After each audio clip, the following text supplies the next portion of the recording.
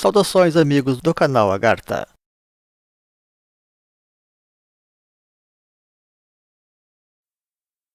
Como reza a sabedoria de Salomão, existe um tempo para cada coisa sob o sol. Para cada cabeça uma sentença, diz outro ditado. E para cada época do mundo também tocaria um dado caminho preferencial de evolução.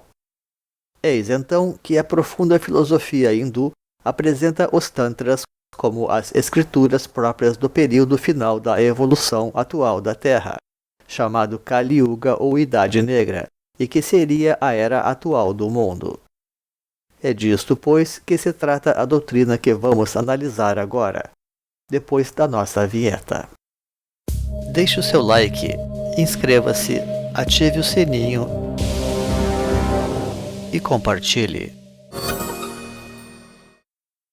Os Tantras representam um conjunto de escrituras de teor técnico e ritualístico, originados especialmente do norte da Índia e do Nepal, e disseminados pela Ásia em geral, destinados, segundo se diz, especialmente ao período do Kali Yuga, a idade materialista em que vivemos. Podemos definir a palavra Tantra como a elaboração tan da libertação, tra.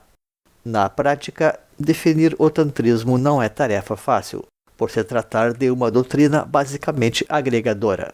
Daí também se traduzir comumente o termo como tecer ou combinar.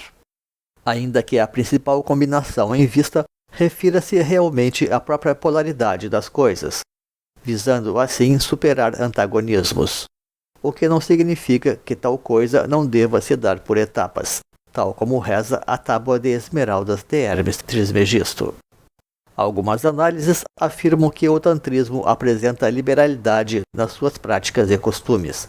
Por essa razão, afirmaria a não necessidade de vida monástica ou ascética, além de, por buscar a informação técnica, oferecer certa contraposição à crença ou à devoção mais pura. Não obstante, seria mais correto dizer que o tantrismo apenas não alimenta dogmas ou posturas exclusivas, por representar um sistema aberto de experimentações, por assim dizer, e mais que isso, de ter preceitos universais como uma autêntica ciência iniciática.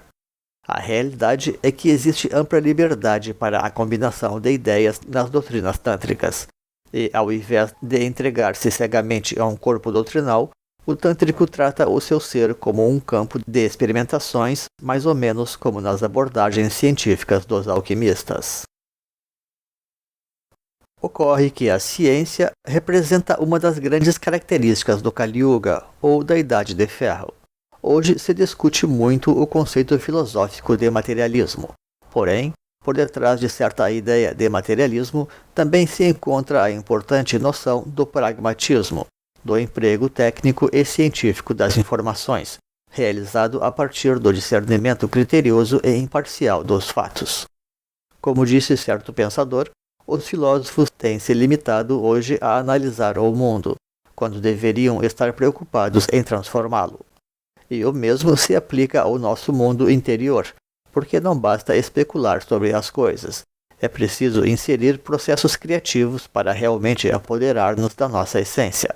Porque o mundo é, na verdade, acima de tudo, uma obra de criação, e numa era como a nossa, o conhecimento surge como uma ferramenta essencial para isto. O tantrismo seria, pois, uma doutrina de conhecimento, em contraposição com outras mais devocionais, épicas ou epistemológicas. Mas aqui a palavra conhecimento deveria ser empregada também em sentido bíblico de experiência, objetividade e aplicação. A palavra conhecimento, vista de forma simplista, poderia ser tida como o mero registro exterior para fins utilitários, com o sentido de informação apenas. Porém, conhecer de fato também é experimentar algo. Para os antigos, algo que não pode ser experimentado pouca valia teria, e na verdade poderia ser informação ociosa e até perigosa, alienada enfim. Com efeito, o exemplo do matrimônio que origina tal acepção pode ser bem empregado aqui, para evocar as etapas de aproximação e de consumação do relacionamento conjugal. Aliás, é aqui onde a criatividade tântrica também alcança os seus limites, através das propostas da magia sexual, coisa que tampouco deixa de ostentar um específico simbolismo subjetivo ou espiritual, com idêntica vocação técnica para fins de meditação, em visões que também dividem, então, as grandes correntes filosóficas do Tibete. A iconografia tibetana é farta em testemunhar tais abordagens não moralistas da sexualidade. Segundo a Bíblia, o tema do conhecimento, não raro vinculado à sexualidade da mesma forma, tornou-se tabu na humanidade depois do pecado original. A própria árvore da vida no paraíso representava todo um corpo de elevados conhecimentos, porém devidamente custodiado pelos sábios que detinham as suas chaves, uma vez que os mistérios da serpente ou da iniciação sempre foram considerados extremamente perigosos. De modo que a própria hierarquia espiritual é que orientava a humanidade na sua evolução. Optar pela árvore do conhecimento, isto é, a busca pela experiência direta e sem instrução adequada, significaria a ilusão da autonomia precoce, quando a pessoa julga equivocadamente ter poderes e conhecimentos suficientes para gerir sozinho a própria evolução, ou, pior ainda, da própria sociedade. Nada casualmente, o tantrismo também dá grande valor ao papel do guru ou do lama, considerado um dos grandes alicerces do sistema Vajrayana do budismo, também conhecido como Tantrayana. Até mesmo as práticas sexuais costumam ser assistidas ali por um instrutor tântrico. Temos mencionado com certa frequência em nossos trabalhos, e como uma espécie de prova da realidade do conceito das idades metálicas do mundo, a análise que certos historiadores e sociólogos fazem dos modelos culturais centrais dos ciclos da humanidade. Assim, no começo da cultura humana houve o primado da mitologia, e que correspondeu à sua idade de ouro sacerdotal ou religiosa. Em seguida, ocorreu a ênfase sobre a epopeia, já no contexto da Idade de Prata aristocrática. Logo, tivemos um predomínio da busca pela filosofia, dentro do espírito cultural da Idade de Bronze da burguesia, até que sucedeu a organização das ciências sob a Idade de Ferro da cultura do proletariado. Eis, pois, o quadro que vários estudiosos fazem da evolução ou das transformações da cultura, e que podemos relacionar às idades metálicas do mundo. Para a leitura moderna, tudo isto significa uma verdadeira evolução cultural, no amadurecimento da capacidade humana para melhor compreender o mundo. Porém, sabemos que, no âmbito propriamente espiritual, considera-se comumente antes o contrário, ou seja, a cultura humana se fragmenta e materializa com o afastamento das origens. Os fatos tendem a sugerir que existem, com efeito, bons fundamentos nesta ótica, considerando todos os aspectos decadentes da cultura, desde o ângulo da espiritualidade e do próprio espírito holístico de unidade, de modo a permitir falar antes de uma involução das coisas do que o contrário. Assim, na Idade de Ouro, as pessoas podiam ser orientadas através dos grandes mitos religiosos, que, não raro, também encarnavam diretamente entre os homens e com eles conviviam em plena liberdade. Na Idade de Prata, a sociedade podia ser orientada pelos feitos dos grandes heróis, que inspiravam as pessoas a andar pelos caminhos da nobreza moral, usando ainda o exemplo dos deuses como inspiração. Na Idade de Bronze, era a especulação filosófica que norteava os caminhos humanos, o amor pela sabedoria e a capacidade de enxergar para além das aparências. E, na Idade de Ferro, tem-se a busca pela pesquisa empírica, a verificação dos fatos em si, tal como a compreensão dos mecanismos da natureza. Não obstante, e apesar dessa lógica aparente, vez por outra também observamos opiniões contrastantes no próprio campo espiritual que nos permitem acompanhar melhor aquela ótica moderna da evolução da cultura. Sucede que alguns autores consideram que o Kali Yuga traz as melhores oportunidades para a evolução espiritual. E olhando a fundo, tampouco podemos deixar de considerar a Idade de Ouro como uma espécie de infância espiritual da raça, tal como o pensamento científico pertenceria melhor à velhice ou à maturidade das raças. O paradoxo é, pois, que a Idade de Ouro, com toda a sua beleza e perfeição aparente, também se ampara amplamente no mito e no imaginário. Comparativamente, em outras épocas do mundo, muito daquilo tudo que se referia então à alta espiritualidade mal passava de teoria e de simples profecia. Eis, portanto, um ótimo exemplo da relatividade das coisas, que nos leva a concordar com as afirmações de certos pensadores para quem o Kali Yuga representa a época das grandes e superiores oportunidades espirituais. É sob as grandes provações que o ser humano dá o melhor de si, ainda que isto somente possa acontecer de fato quando as pessoas estão devidamente preparadas. Afinal, e como escreveu São Paulo, quando eu era criança, falava como criança, pensava como criança, raciocinava como criança. Desde que me tornei homem, eliminei as coisas de criança.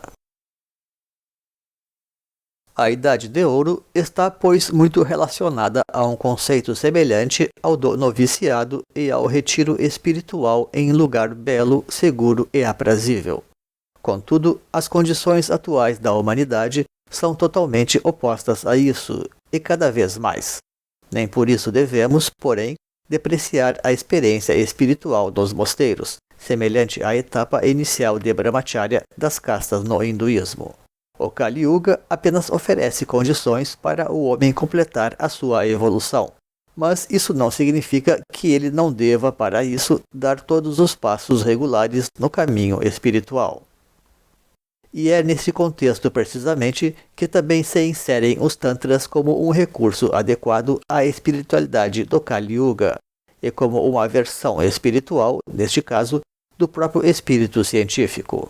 Com isto, podemos confrontar-nos com certa neutralização da ótica moralista das coisas, senão mesmo encontrar elementos para pensar numa certa evolução técnica e experimental da espiritualidade que acompanharia as óticas modernistas da evolução da cultura. Certamente, os avanços das ciências têm sido bastante favoráveis para isto. Afinal, por ciência não precisamos nos limitar apenas e tão somente àquilo que se pratica hoje no mundo moderno, materialista e consumista. A ciência moderna pode ser empregada com critério, porém mais útil ainda é inspirar-se no seu espírito de investigação, posto que suas práticas ainda são muito limitadas. Afinal, tal coisa limitaria bastante as investigações quando se trata de abrir novos campos de pesquisa, sobretudo no campo subjetivo.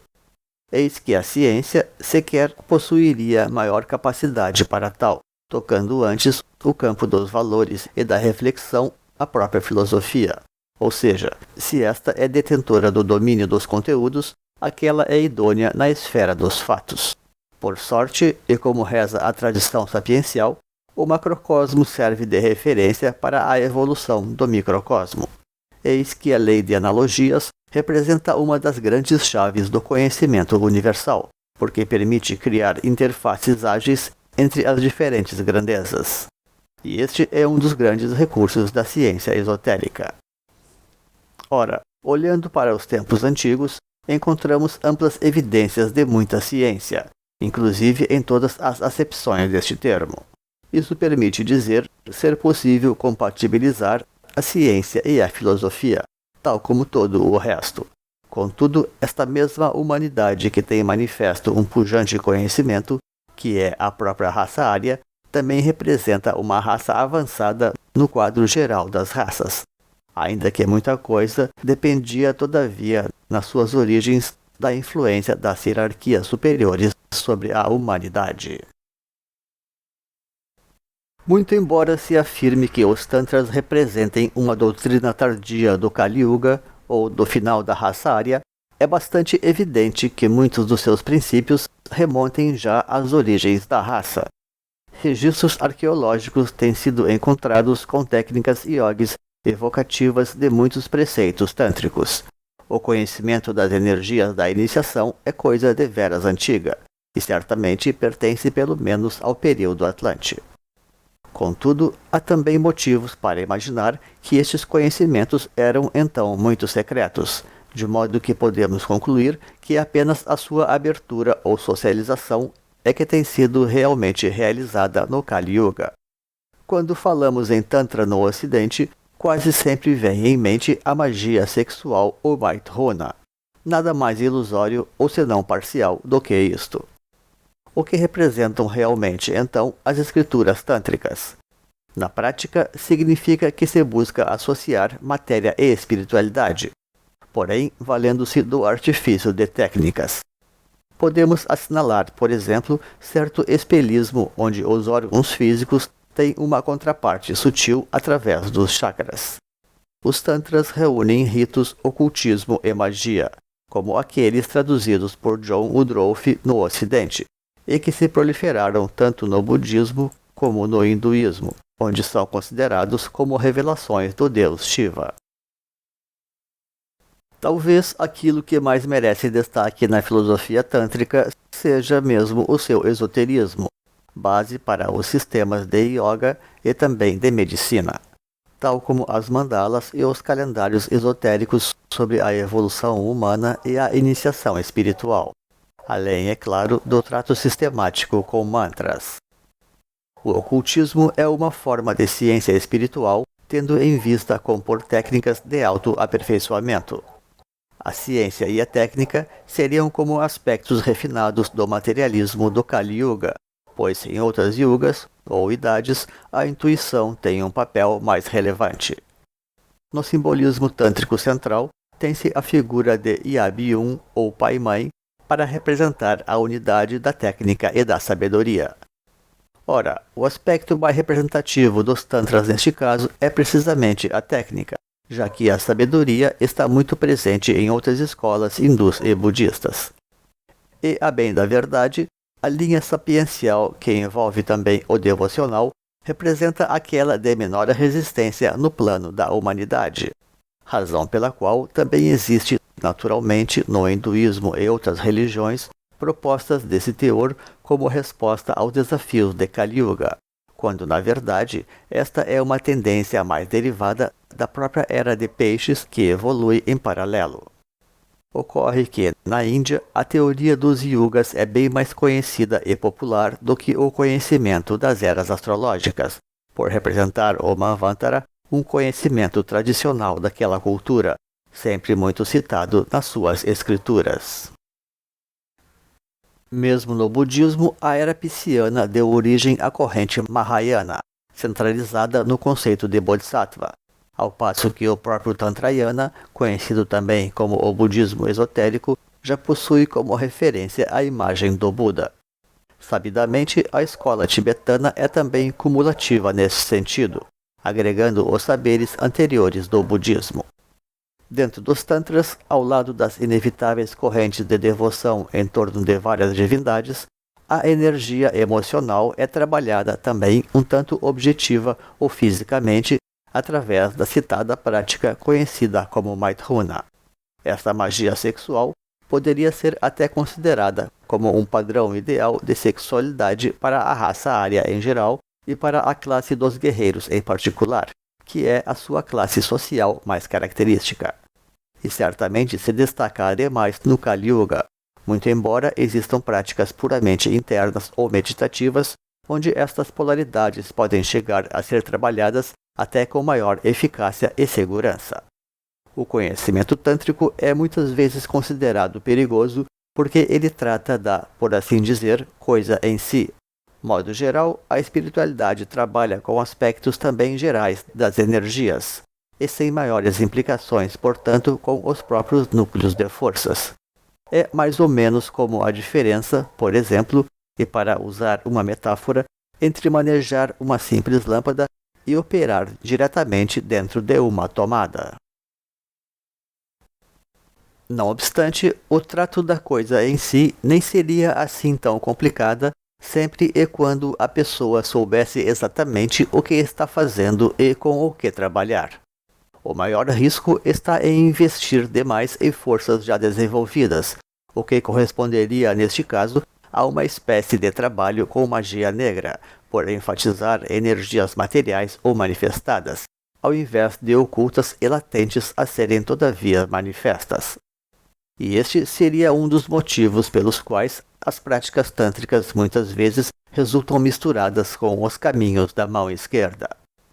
O sábio tântrico trata de usar as ferramentas que tem à sua disposição com critério e parcimônia, da mesma forma que, com espírito inovador e pioneiro, está trabalhando para despertar novas energias, onde aí sim se está tratando com a verdadeira evolução. A lógica, portanto, também é cristalina a este respeito. E nesse aspecto, podemos receber orientações intuitivas ou seguir ensinamentos modernos que trabalham com os novos chakras. Tal como podemos buscar investigar o estágio da evolução das raças raízes, para conhecer qual o trabalho atual ou futuro, ainda que este nem sempre seja um conhecimento dado com maior clareza ou mesmo fidedignidade. A grande mensagem dos Tantras para esta era é, pois, que o conhecimento e a técnica, como expressões do plano mental, adquirem uma grande importância para a iniciação espiritual neste período de Kali Yuga do mundo. E com isto encerramos a presente apresentação. Agradecemos então pela sua companhia. Deixaremos nos créditos links para vídeos, livros e blogs que possam enriquecer os conhecimentos sobre os assuntos desta apresentação. Um grande abraço e até uma outra oportunidade neste canal. Pax.